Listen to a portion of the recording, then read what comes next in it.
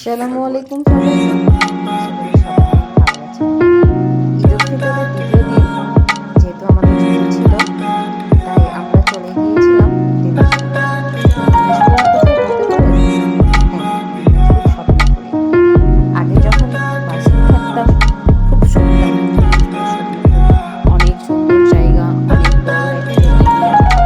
যেহেতু আমাদের সৈয়দপুরে থাকা হয় এবং সৈয়দপুর থেকে মোটামুটি কাছে, তাই আমরা সিদ্ধান্ত নিলাম বাইকে করে আজকে একটা লং ড্রাইভে যাব। সব থেকে মজার জিনিস হলো আমার দেখা সবচেয়ে সুন্দর মনোরম একটা পরিবেশ এই দিনাজপুর। দুই ধারে বড় বড় গাছ, ফাঁকা রাস্তা, ঠান্ডা ঠান্ডা বাতাস, সব মিলিয়ে জার্নিটা অনেক মজার হয়েছিল। আর অনেক অদেখা অজানা জিনিস চোখের সামনে দেখতে পেলাম, যেগুলো আগে গল্প বা মানুষের কাছে শুনেছিলাম। আর সবচেয়ে মজার জিনিস হলো যে আমরা শুনতাম বা আমরা সাধারণ জ্ঞানে পড়তাম বড় পুকুরিয়া, তাপবিদ্যুৎ কেন্দ্র, বড় পুকুরিয়া কয়লা খনি। এই সুযোগে আমার বড় পুকুরিয়া কয়লা খনি দেখাশোনার সুযোগ হয়েছিল। আমাদের একটা জিনিস রয়েছে, একটা বিষয় রয়েছে যে আমরা যত গুগল ম্যাপ ব্যবহার করি না কেন, মানুষকে যদি জিজ্ঞেস না করি, কেন জানি আমরা নিজেদেরকে বিশ্বাস করতে পারি না। তাই আমরা যাওয়ার সময় সবাইকে জিজ্ঞেস করছিলাম, ভাই দিনাজপুর স্বপ্নপুরী যাবো, এটা রাস্তা কোথায়, রাস্তা কোথায়। এভাবে যেন আমাদের জার্নিটা অনেক রোমাঞ্চকর হয়ে গেছিল। একদিকে কয়লা বিদ্যুৎ কেন্দ্র, একদিকে ঠান্ডা বাতাস, মেঘলা মেঘলা পরিবেশ, অনেক সুন্দর একটা রোমাঞ্চকর অভিজ্ঞতা। একটা দীর্ঘক্ষণ জার্নি করার পর, বাইক চালানোর পর আমরা একটু ঠান্ডা ঠান্ডা অনুভব করছিলাম। তাই পাশে ছোটো টঙের দোকান ছিল, সেখানে আমরা চা খেয়েছিলাম।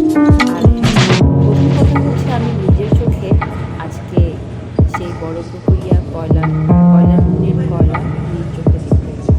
কিছু ভিডিও নিয়ে নিয়েছিলাম এবং আমার পরিবারের লোকজনকে দেখিয়েছিলাম যে হ্যাঁ, আজকে আমরা কয়লা বিদ্যুৎ কেন্দ্রের সামনে দিয়ে গেছি, আমরা স্বপ্নপুরী গেছি।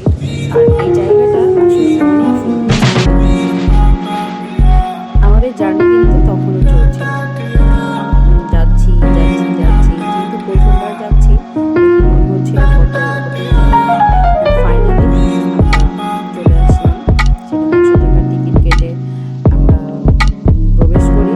অনেক খেলনা ছিল, অনেক রাইড ছিল। আর যেহেতু ঈদের সময় অনেক অনেক লোকও ছিল। আমরা যেহেতু দুইজন বাইকে গিয়েছিলাম, দুইটা হেলমেট ছিল। আর আমার হেলমেট নিয়ে অনেক ভারী লাগছিল, তাই আমার ভদ্রলোককে আমি হেলমেট দিই এবং সেও নিজের ইচ্ছায় বলে যে দাও আমাকে হেলমেট দাও, আমি নিজে নিয়ে যাই, হেলমেট নিয়ে ঘুরি। আর এদিকে আমি সব ভিডিও করছিলাম। সবচেয়ে মজার বিষয় বা আমার চোখ একটা ব্লেসিং জিনিস মনে হয়েছে এই চেরি ফুলের এই জায়গাটা। অনেক ভিড় ছিল, মনে করলাম যে না একটা ভিডিও করব, কিন্তু যেহেতু অনেক ভিড় তাই পারিনি। তাই ছোটোখাটো ভিডিও নিচ্ছিলাম। আর এই যে ভদ্রলোক এখানে ছবি তুলছিল। আর যেহেতু উনি আমার থেকে অনেক লম্বা, তাই সে আমাকে বলল যে আমাকে দাও, আমি ভিডিও করি। আর স্বপ্নপুরী যেতে যেতে এই জায়গাটার নাম সঠিক বলতে পারি না। এই জায়গায় এই মসজিদটা ছিল সব থেকে সুন্দর। একটা চীনামাটির ক্লে দিয়ে খুব সুন্দর করে চটপটি খেয়ে নিলাম আর আবার বাড়ির উদ্দেশ্যে